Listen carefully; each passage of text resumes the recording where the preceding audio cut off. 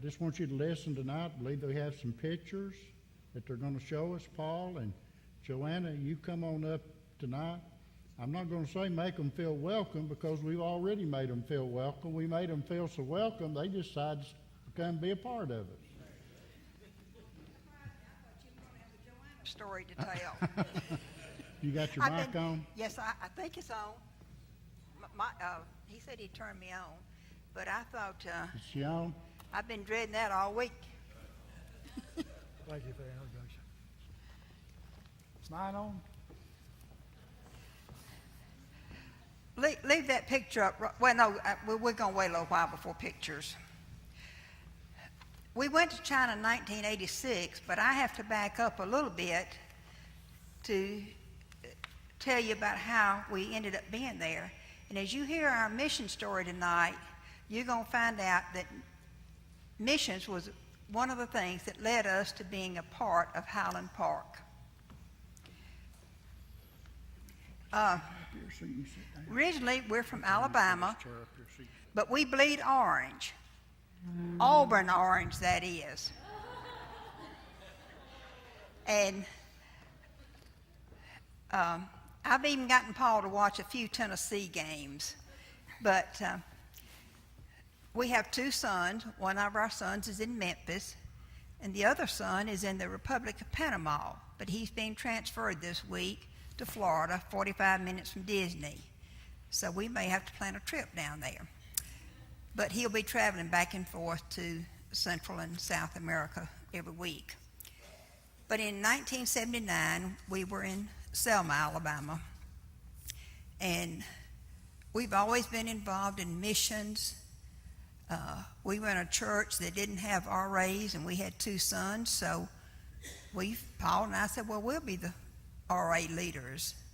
And we've been in churches where they had active WMUs, where they had an active brotherhood, Baptist men.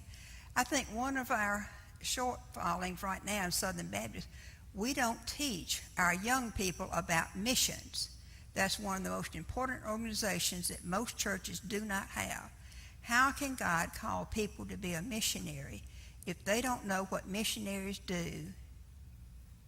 And that's one of the things that really breaks my heart is that we don't have that emphasis anymore. But as we were there in that church in 1979, I knew God was calling me to be involved in missions. But I thought, there's no way Paul's going to agree to this. Paul doesn't have any seminary training or anything. So finally I went to our pastor and talked to him, and he just smiled and said, Joanna, Paul talked to me 3 weeks ago. You just need to talk to him. And that was my confirmation that, yes, God was calling us to be involved in missions. And I still stay in touch with that pastor. He's in his 80s now and had health problems. But, you know, when you have pastors that are instrumental in your life, you just stay in touch. And we told our pastor, we said, we don't really know. We know we're just supposed to be mission volunteers, but we don't know where to go, what to do. He said, go through every door that's open. Don't force the door. And so we realized that Paul needed to make a job change. So he started sending out resumes saying we'd go anywhere in the world. And he called me one day and said, I have a job interview in Montana. I said, honey, we better look at the map. I know it's out there somewhere, but I don't know exactly where it is. And so he accepted the job, and we went to Columbia Falls, Montana. I stayed behind for a few weeks. Our oldest son was finishing high school, but Paul went ahead in April of 1979. Paul, tell us about what happened the first Sunday you were there. Well, it's kind of strange when you go into a place you've never been and never even heard of. But I got the confirmation that really staggered me. The first day I was up there on Sunday, I went into the church and sat down. Well, by the way, while I was up there, when I took the job, I asked a lady to come tell me about the housing. And she said, well, where do you want to be? And I said, I'd like to be close to a Southern Baptist church. And she called me several days later when I got back to Alabama. She said, sorry, but there's no Baptist churches on the southern side of town. And also, I might inject here, they thought that Southern Baptist churches were black churches. Yeah. But the first day I went to church, went in and sat down, the pastor came in shaking everybody's hand. He came up to me, oh, I see a stranger. Where are you from? What are you doing up here?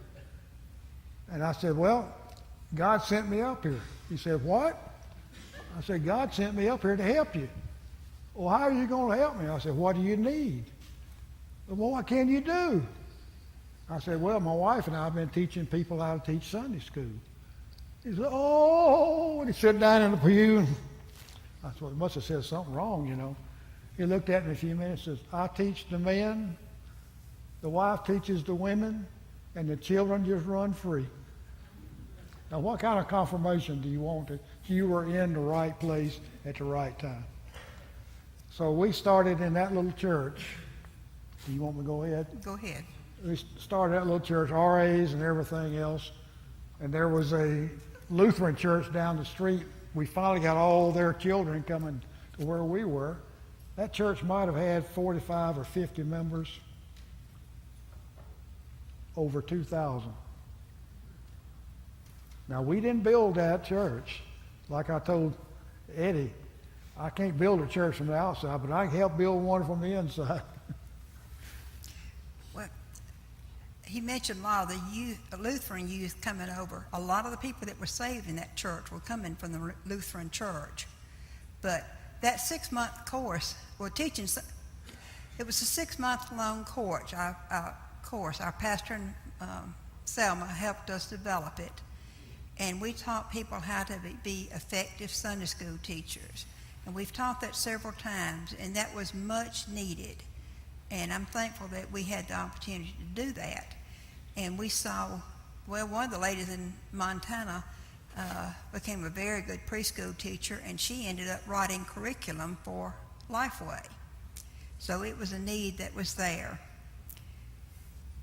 And then a job transfer took us to Alaska. Now, you know, your family's in Alabama, you've been in Montana, and now you're going to Alaska. And as I look back, this is part of the preparation for us to go to China, making that break with family, realizing you can't just run home every weekend or even once a month. And so a job change took us up to Alaska. And we tried to be strong leaders in that church. I was asked to be the pastor's secretary, the financial secretary, and enjoyed that. But then a church called me to be the preschool director. Let me tell you, folks, that's quite a job and quite an experience to be a preschool director. I hope I don't have to do that again, but it was a good experience, and you had a chance to be an influence to parents. I remember standing there one day and telling a father, I'm sorry, but you're too drunk to drive. I will call your wife to come in a taxi to pick up your child. I remember having a mother bring 2 children to me to enroll them. And from having read the newspaper, I just knew those children had been sexually abused in child care. And yet she was entrusting us with those children. So, you know, you find ways to reach out, to share wherever you are, whatever you're doing. While we were there was a Billy Graham crusade, and I had always wanted the experience of attending a Billy Graham crusade. So we had the opportunity to do that. We had a chance to be counselors in that crusade, and that was quite an experience. Did Paul tell us about what kind of work you did in Alaska? Well, I went up there. Actually, I was working in Montana for a company that owned something up in Alaska. And that company in Montana the government closed it. And they transferred me up to Anchorage, making oil wells. I The oil comes out of the ground. That's all I knew. But I'm a mechanical engineer, and I had machinery that I had to take care of, and I had a whole staff of people. I was responsible for all the facility engineering, which meant maintenance and so forth. And it was quite different, especially in the wintertime when you had maybe 45 minutes of light, the rest of it was dark. But we worked in that church up there. When I was there, I did a lot of traveling. And that church is sort of unique. You walk in the front door and there's a big picture of the Pope. And what's the picture of the Pope doing in a Baptist church? Well, he came up there several years prior before we were there, and there's no place for all the Catholics to meet because there was no Catholic church big enough. So they came to the First Baptist Church in Anchorage. And of course, they went through with the holy water and the smoke and everything to get all the evil spirits out, I guess. But that church was very unique, because they had people from all over the United States. Most of them were from Texas, but people from everywhere. And Joanna fit right in because she'd been everywhere. And we really enjoyed working at that church. And that pastor, you can't imagine, you might, he was an ex-drill sergeant in the Marines. So is Eddie. So you listen to what that man had to say. Okay. One of the great needs in Alaska was counseling, and our pastor had a degree in counseling, was very good at that. I kept him booked with counseling appointments. And I remember in December, when I went to work at 8 o'clock in the morning, it was dark, and when I got off at 5 o'clock in the afternoon, it was dark. Sun came up about 9, set about 3. So you lived in a lot of darkness. And y'all think it's cold here? This is just chill. I mean, when it gets to 30 below, I was trying to put on a coat, it was getting cold. And I have been in 50 below, and that is cold. But you learn to adjust wherever you are. And then, this is something we'd like to see today. The oil price dropped to $17 a barrel. And so they were offering people the golden parachute. They were offering people a chance to leave the company with some benefits. So, Paul, tell us what happened to you at that time. Well, that was $17 a barrel at the where we put it on the ship. And I had a pretty important job, but there's several fellows above me. They had been longer in the company than I had, so they let me go with a golden parachute. And it's a good thing they did. And they gave me an office with a secretary to find a job. There's a couple other guys in there. The guy walked in one day. We had people coming from all over the United States. There were some very important people up there that had a lot of knowledge. And he sat down and he said, if you could do anything in the world, where would you want to go to do it? And we just been over to Israel, Gaza Strip, and went through the Baptist hospital over there. And I said, well, I would like to be somewhere where my church can use me, where God can use me. He handed me a card and said, call these people. I called them. They told me what they were doing. I sent them a resume. They called me back. We want to talk to you.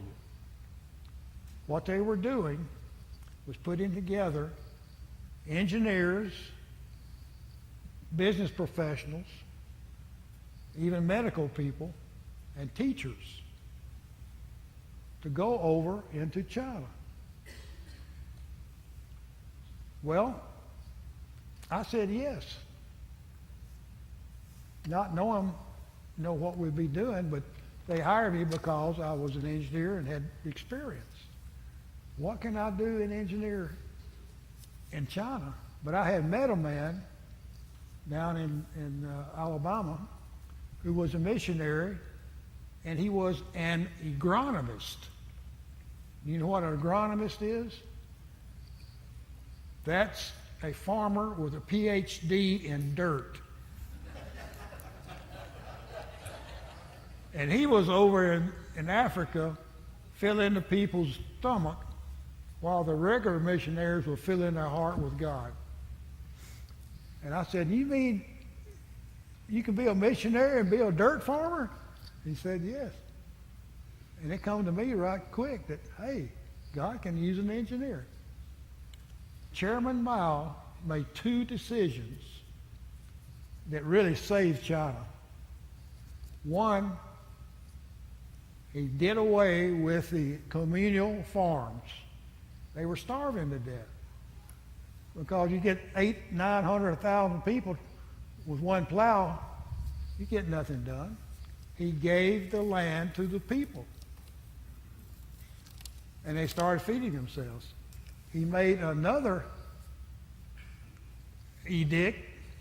That's a bad word now, isn't it?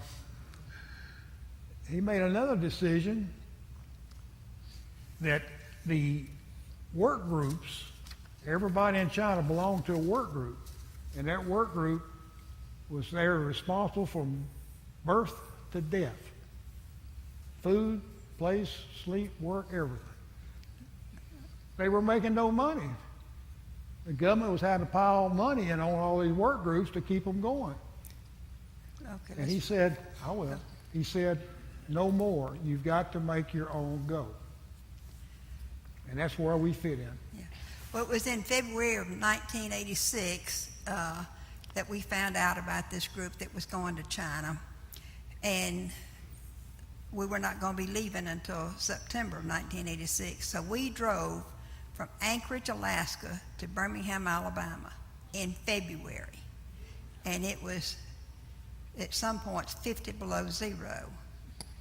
If you've ever seen some cars from that real cold country, there's a heater in the car engine. There's a little plug out the front of the hood because you plug your car in at night to keep it warm. Well, one night when I plugged it in and Paul had a horrible toothache, we discovered the next morning that plug wasn't working. So, but when the sun heated up the hood so we get the car jump, we continued on our trip. It was 5 days just to get to Montana, and we stopped there and visited friends there and then drove on to Alabama. But we started studying the Chinese language. They had told us that it was called the Foreign Mission Board now. We now know it as the International Mission Board. But to contact the Foreign Mission Board, they were interested in sponsoring people. You see up on the, they can't see it yet. So there was a group, a subgroup in the International Mission, in the Foreign Mission Board called CSI, Cooperative Services International. And they were starting their 2nd year. And I called and talked to them, and they were willing to provide us with a stipend and appoint us for work in China. This was just a few years after the Cultural Revolution. China had just opened back up for Westerners to come in again. And so the Foreign Mission Board office was in Richmond, Virginia. And we have a wonderful facility out from Richmond in Rockville, Virginia. It was the Missionary Training Center. It's now called the International Training Center. And this is where our missionaries go to receive their training. Now, because we were going to be short-term, we were just there for a week. But our career missionaries that go there, they're in an apartment. They have their children with them because they're there for a number of weeks.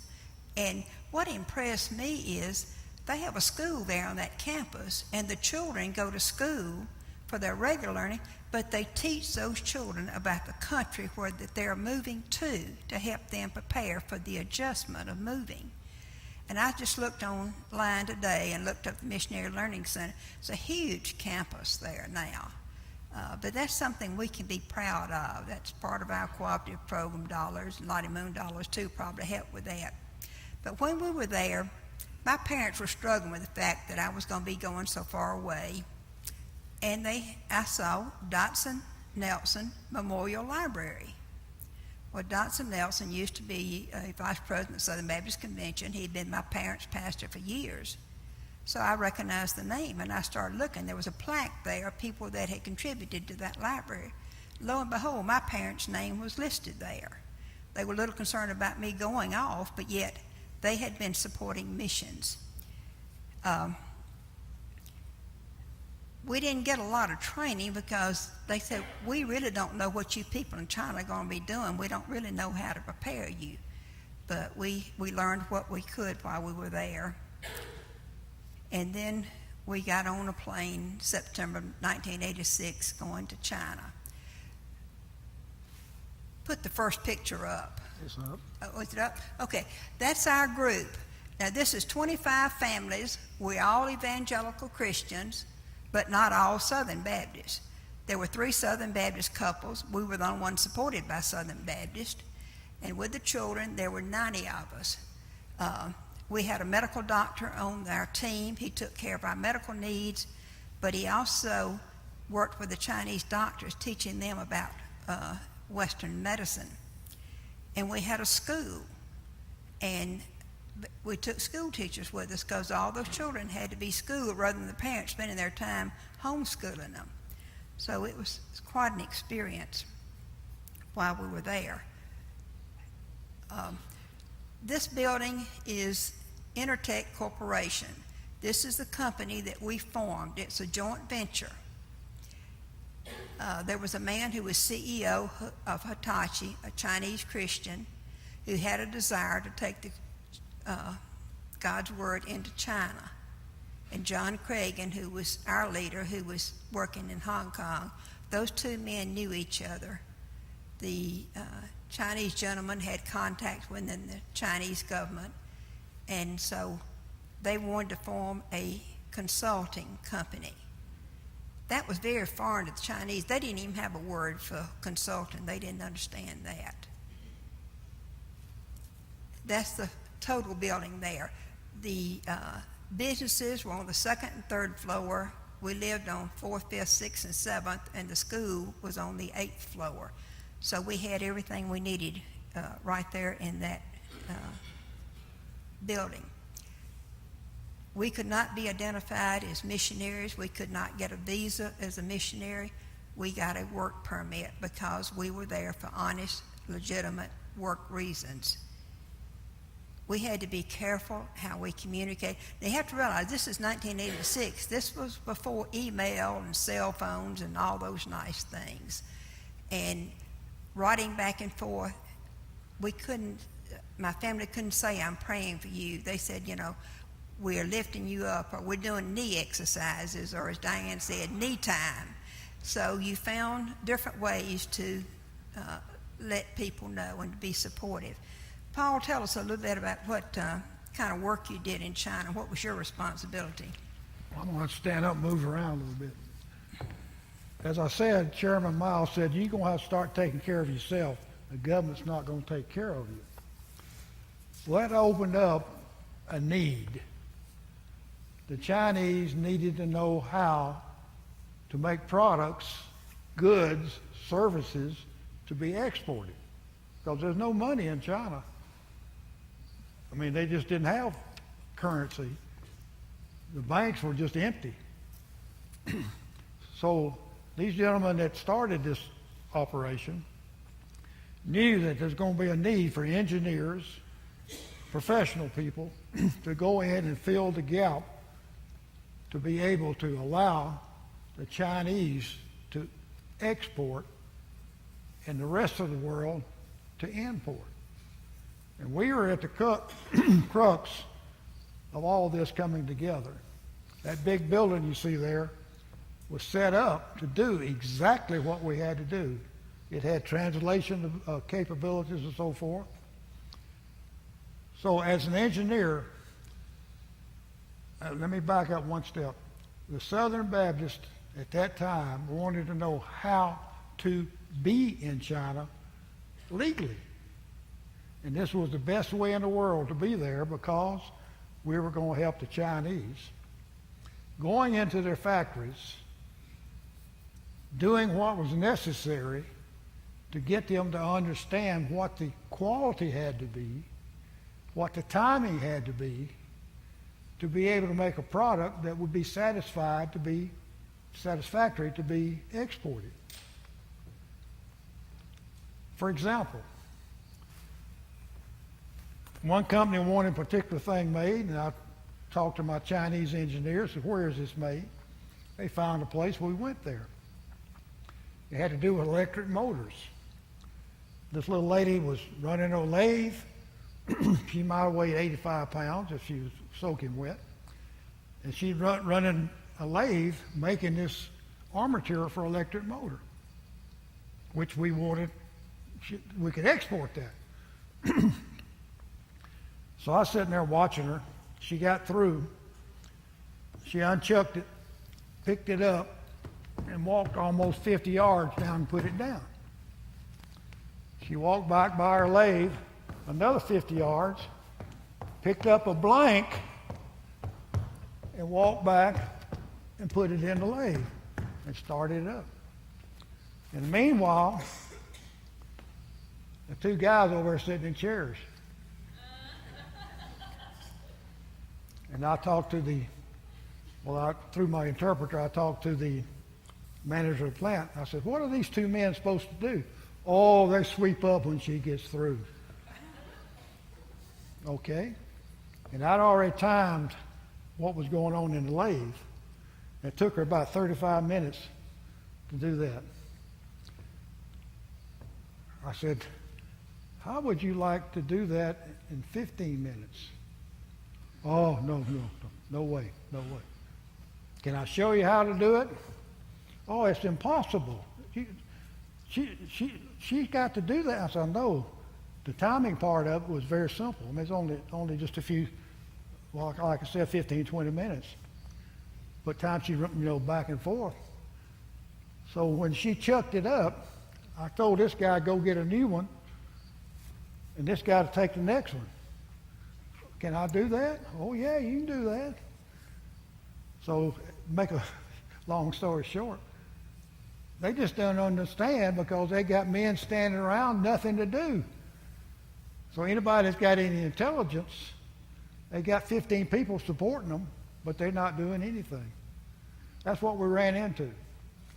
Their industry, I was not back here in 1900s, early 1900s, but that's what I estimated. That's where they were.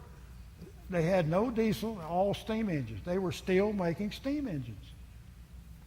They were still doing things that we don't do anymore in the United States. And that's how we got in and started telling them what you had to do. And we would guarantee the quality. We'd send people in and go in and make sure if they got a contract, they did the contract like it was supposed to be done. And it worked well. We had contracts with General Motors, we had contracts with Cessna, Boeing, all kind of English companies.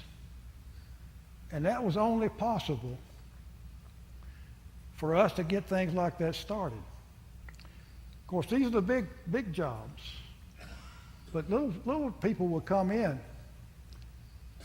In one little place, Chinese gentleman said, I want to put $1 million into the village where I was born.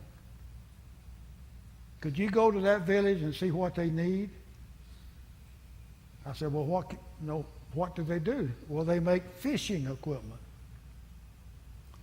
So it was about a 3-day trip to where this particular place was. We got there, and there's a mud hut. It had about 12 people in there over charcoal fires straightening bamboos, poles. That was the thin of it. That was their business.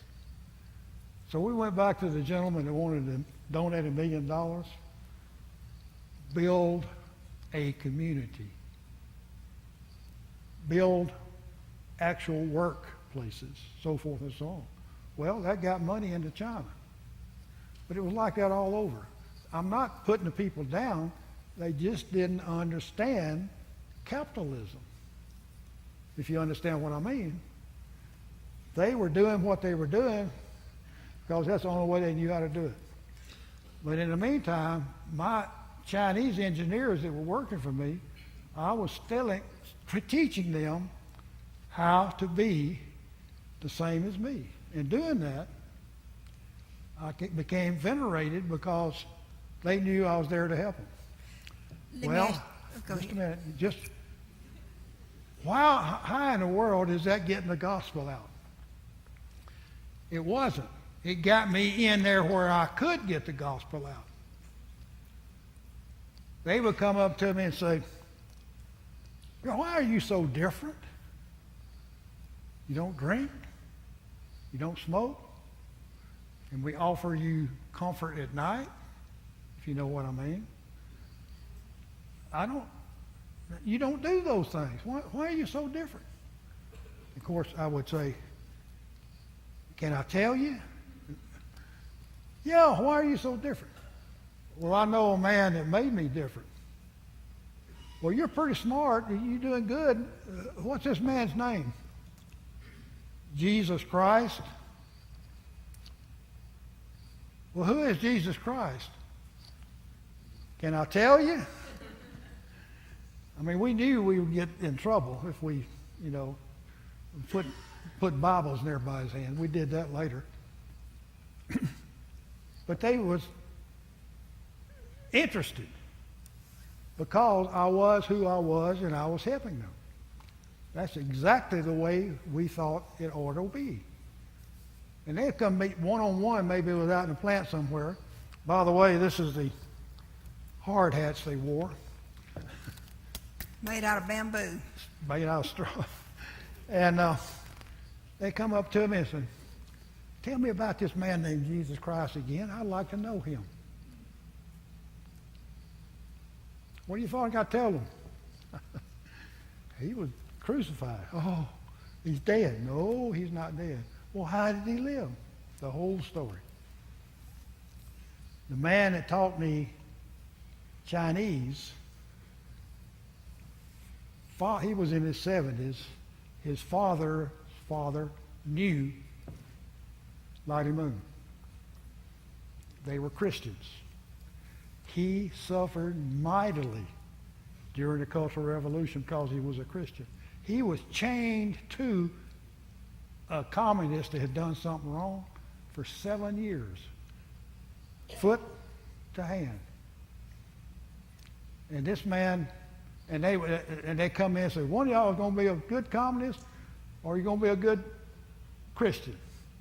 Y'all living close together. One's going to do the other one in, But that man came to me later while we were along when we were there and said, I need you to pray for my friend that was chained to me. I said, what's wrong? He's dying of cancer, and he's come to know the Lord. He worked with him for that 7 years, and many years after, he finally came to the Lord. He wants to be baptized. Where do you think we're going to baptize somebody in China? They were up on the 20th floor. He was bedridden. He couldn't be moved. So how do you think we baptized him? Is any Methodists in here? Our children had a blow-up. They found a blow-up pool. It's about that deep. We took that up there and blew it up. And the only thing we could find was just regular coffee cups to put water. On the 20th floor, you got drip, drip, drip, drip, drip. So we would run back, no elevators. We'd run back down to the first floor where it was plenty of water. We finally got it filled up, laid him in there, and kind of washed the water up on him. He said, now I can die. Now, we did baptize one, but now they're baptizing many.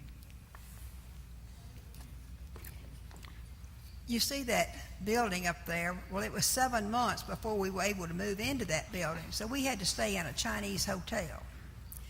Now, ladies, let me tell you, 7 months in one room with one husband is too much togetherness for anybody. And you could touch the walls of the building, of the room. I mean, I had to do laundry on a scrub board and hang it up. And Paul knew when it was laundry day because there was wet lines of clothes all over the room.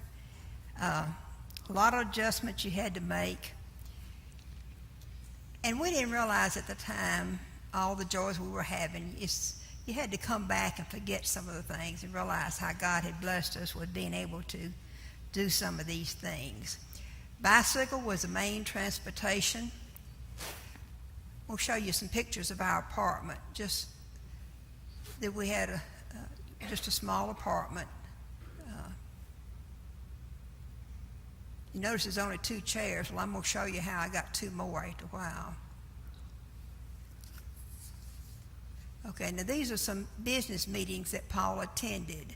They're not like business meetings like you would see in this country, but this is the way he did his business.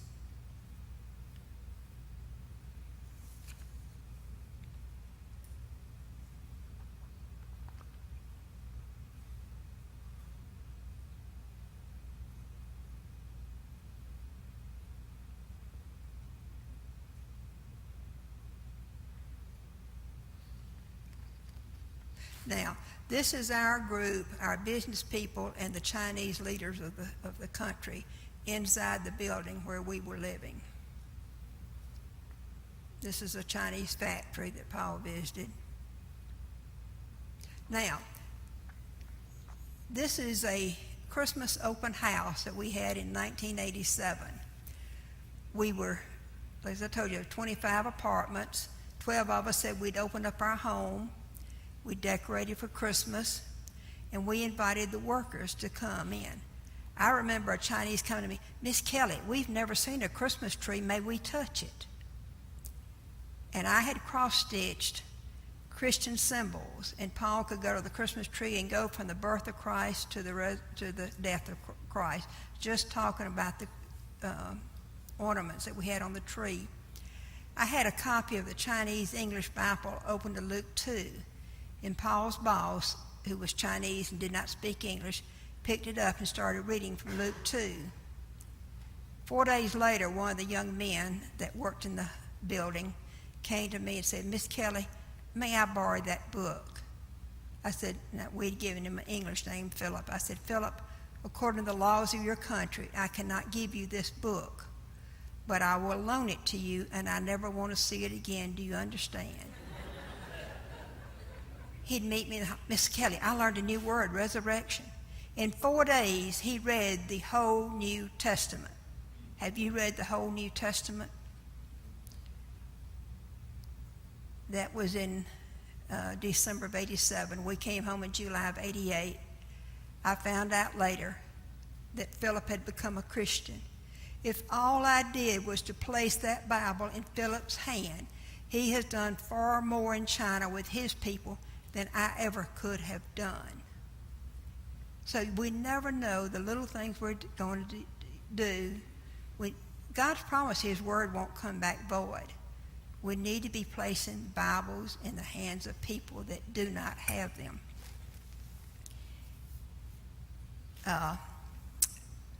Let's see where, just a minute here. And that was at the Christmas, after my Christmas day. That was the language teacher's wife. He and his wife had met in a Methodist church long before the Cultural Revolution. Now, okay, folks, when you go to the mall and you think it's hard to find your car at Christmas time, try finding your bicycle. And the main thing was, when I pulled it out of its parking space, I had to make sure I didn't have the domino effect. Most of their bicycles were black or dark green. I was thankful I had shipped a blue Schwinn bicycle so I could spot my bicycle. We had to go register those bicycles just like we'd do a car. And they turned them over and stamped a number on them, and you had to have a bell on it.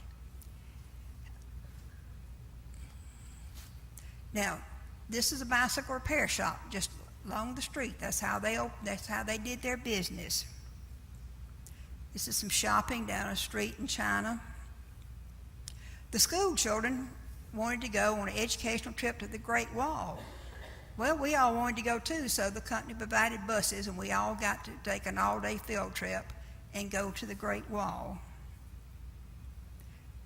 They're making dumplings here. If you've been to a Chinese restaurant, you may have eaten a Chinese dumpling. You may have seen them on the menu. That's something that they make every holiday time, and they're very labor intensive. That's some of the local transportation. If you want a haircut, just find a barber on the street. I don't have a picture of it, but there's also dentists will be on the street practicing dentistry. You can get your tooth pulled. There's a tailor working there. Vegetable seller. I mean, literally, when I went to shop for vegetables, they'd be laying out on the sidewalk. I learned enough Chinese. It's a tonal language. I'm tone deaf, but I could understand the Chinese ask, "How much are your carrots today?" And I could understand what he said. When I asked the same question, it'd be 3 times higher. And I'd tell him, "Tai guela," and we'd have to negotiate the price. It was too high. But you had to learn to survive. This was before McDonald's, before Walmart. We lived just like the Chinese did. I may prepare my food differently, but I went to the same place they did to buy my food. But it gave so many opportunities. Their arms are not hairy like ours, and they'd come up to me in the market and want to rub my arms and see what hair on the arm felt like. They sell their eggs by the pound, so you put your eggs in a Walmart bag. Luckily, I'd taken some, hung them on the handlebars of the bike, and we had scrambled eggs for a while till I figured out how to get them home. But you had to go shopping almost every day because they didn't have refrigeration. Now, we did have a little small apartment-sized refrigerator, so we were fortunate in that respect. And this is a picture most of you will recognize. This is Tiananmen Square. You've seen that on television, I'm sure, many times. It's a huge place, and the only foreign restaurant that we were able to visit while we were in China was at one corner of Tiananmen Square, and it was a Kentucky Fried Chicken, and it would seat 500 people. Okay, I promised you I'd show you this next picture. That's how I got my chairs home. I tied them on the bicycle just the way the Chinese would, and home I went. Getting ready for Thanksgiving. Now, ladies, when you go out buying your turkeys this week, don't look at the price tag. If they're clean and wrapped in plastic, just pick it up and be thankful you got it. We told the Chinese we wanted turkeys for Thanksgiving. They said, "Oh, no problem. There's an export farm." Monday, no turkeys. Tuesday, no turkeys. Wednesday morning, Wednesday afternoon. Wednesday night, I got a call. They're laying out there on Susan's apartment floor and come down and get my turkey. You notice they have the head and feet. The feet are a delicacy in Asia. I was having guests. Another lady was helping me. So I took 2 of those, and they were frozen. I took 2 of those frozen turkeys home, scrubbed my bathtub, put the turkeys in there, filled it up with cold water, and they were thawed out by Thursday morning. I called my partner. I said, "Now I've cleaned the outside of the turkey. The rest of the turkey is your responsibility to come clean." But it was, of course, not a holiday there, but on Thanksgiving Day, we had the Thanksgiving dinner at 12 o'clock, and Paul invited some of his co-workers to come up, and we shared with them who we thank and why we're thankful. So when I go to buy a turkey now, if it's clean, I just pick it up. I don't worry about that price. I noticed those are all turkeys, including the inside. Yeah. Now, I told you that when God called us in 79, that began our journey as to why we would be at Highland Park. Well, after we left China, came back to the U.S., and Paul got a job. He found a job in Memphis. We worked with the Chinese students at Memphis University. We became involved there. And then in a few years, I had heard of an opportunity to go to Hong Kong, and I love Hong Kong, but they needed a different mission organization, not Southern Baptist, needed someone to direct child care. Now, this is for the missionary children, so these are American children. And we had plenty of frequent flyer miles. I had experience working with children, so I called and said I would come. So I went there 2 years and directed their child care. And then the next year they asked me if I would do the child care for Southern Baptist. And I made 6 trips to Thailand to direct the child care for the missionary.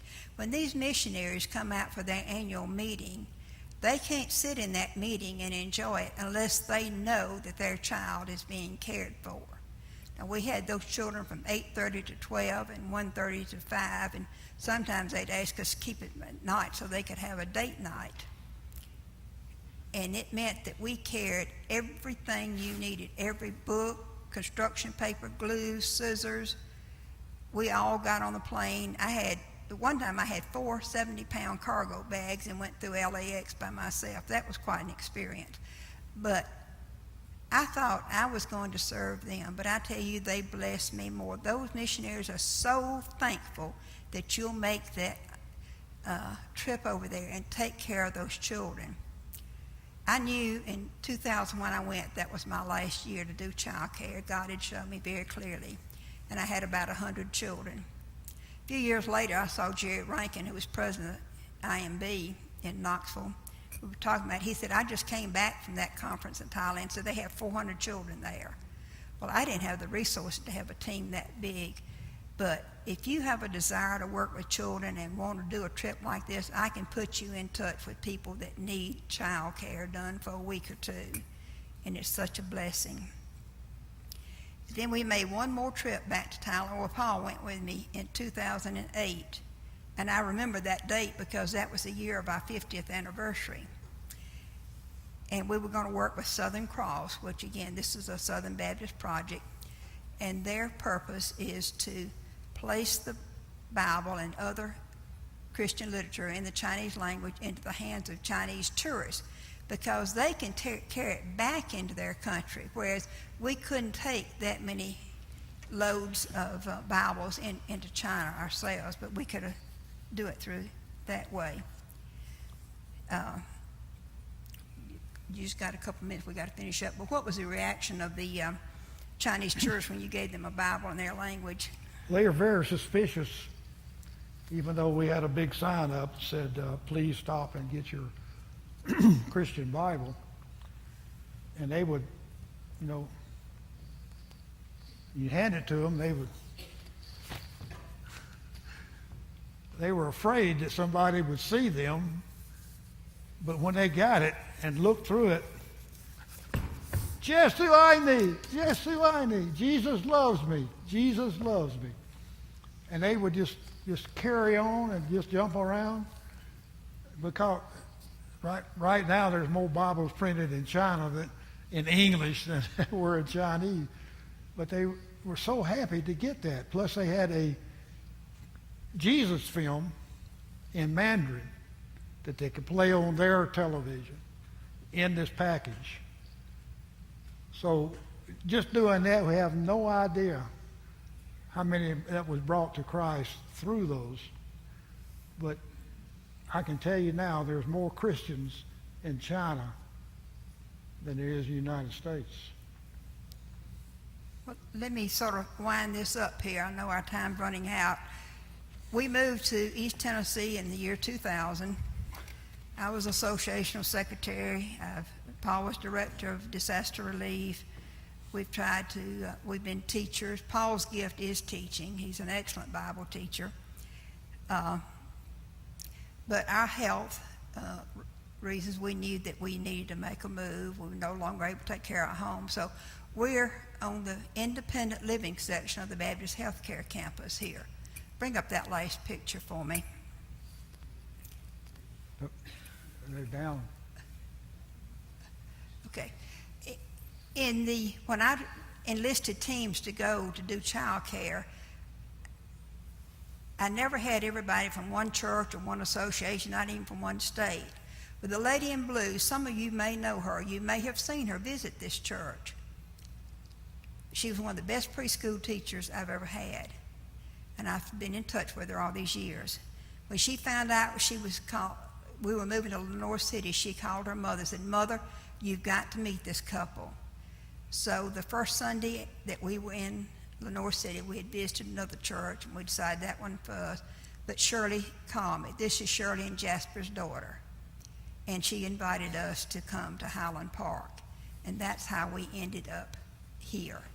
And I'll always be thankful for that.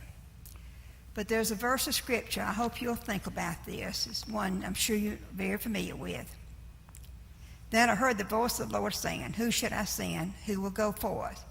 I said, Here am I, send me.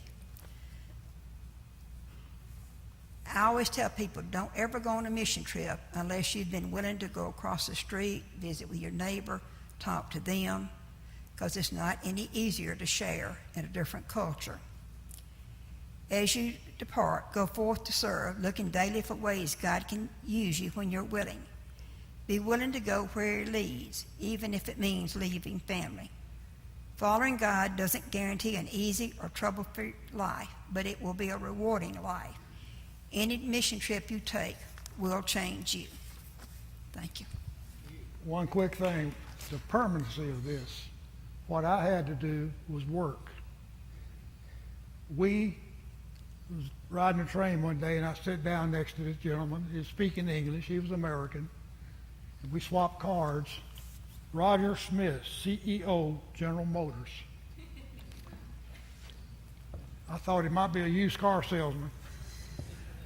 But they were wanting to build a manufacturing plant in China. And they've been coming over ever since Nixon went over.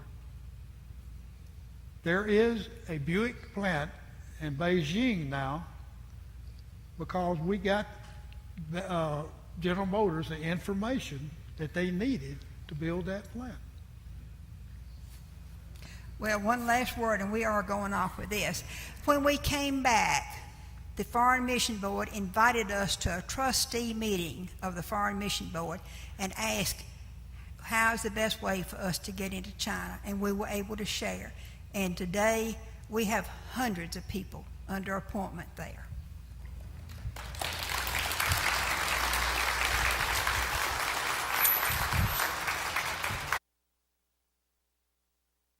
Thank you, Paul and Joanne. I went out to visit with them one night, and I heard some of these stories, and some of them in a little bit more detail than they shared tonight, and it's very, very interesting. It's amazing what God is doing around the world. And it's good to hear missionaries. It's good to have Marina here. It's good to have Paul and Joanna here. But, you know, we've got people here in the church that God's using, and we need to hear testimonies of what God's doing through different people in the church. I love to hear other people's testimonies when they share about how God is using them. Don't you? Father, thank you for what we've heard tonight. Father, thank you for Paul and Joanna. Thank you for missionaries all over the world that are just doing your work tonight. And we've got people sitting here in the church tonight who could share stories about what God has done, is doing in their life. And I pray they'd be willing to do that. And Father, I just pray tonight that wherever our missionaries are, whether they're international missionaries, whether missionaries here at home in North America, wherever our missionaries are, whatever they're doing, I just pray tonight as we lift them up, you'd meet their needs tonight. Sustain them.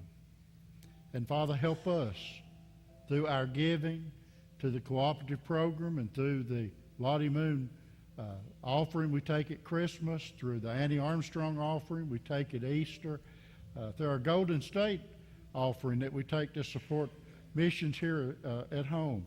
Help us to be faithful to give. And Father, we just pray tonight you'd bless this time of invitation. In Jesus' name we pray. Amen. Let's stand tonight.